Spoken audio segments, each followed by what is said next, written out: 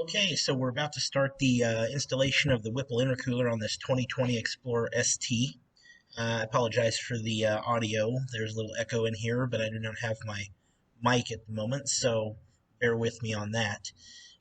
So what I've got here is the Dragy pass that I had screenshotted, and I wanted to show the stock, excuse me, intercooler and the inefficiencies that it has. So it's relatively cold here today. It looks like ambient temperature of around 23 at the time of that pass. Let's go over what these temperature sensors are to help understand how inefficient the stock cooler is. Ambient air temperature is obviously the current environment air temperature. We have the intake air temperature, which actually is at the airbox, right by the air filter. And someone correct me if I'm wrong on these, but this is what I've found in the Ford manual. We have the IET2, which is actually at the top of the intake manifold. It's integrated with the manifold pressure sensor, the manifold absolute pressure sensor, also known as a MAP. And then we have our charge air temp sensor, which is actually at the intercooler outlet. So the difference between the IET and the charge air temp is effectively how efficient the intercooler system is as a whole.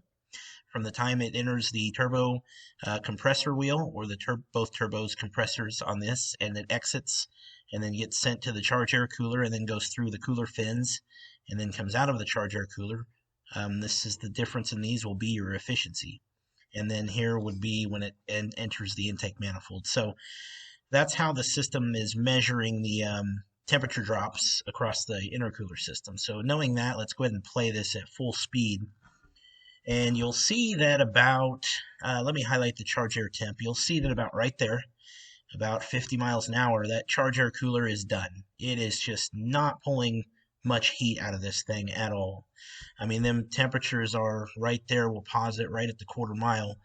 We're running about 100 degrees over ambient air temperature. And I mean, that's on a 23-degree day. So I've got 100-mile-an-hour road speed, ram air going through the radiator and the intercooler, and we're only able to pull down to 100 above ambient. And this is just going to get worse with ambient air temp being higher. On this same vehicle in the summertime here, when we hit 100 degrees out, it's not uncommon to see charge air temps upwards of 200 degrees or so. So definitely a need for an intercooler on these. As many have stated, this is not new information. So I did some research on the intercooler, and like I said, a lot of this is already information that's out there, but I'm just now getting around to having fun with my own personal Explorer, so I thought I'd share.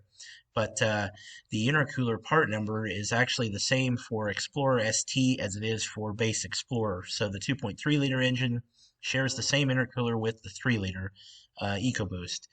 So Ford got cheap on us, and we know it, and thankfully Whipple and other vendors are stepping up and making some awesome solutions.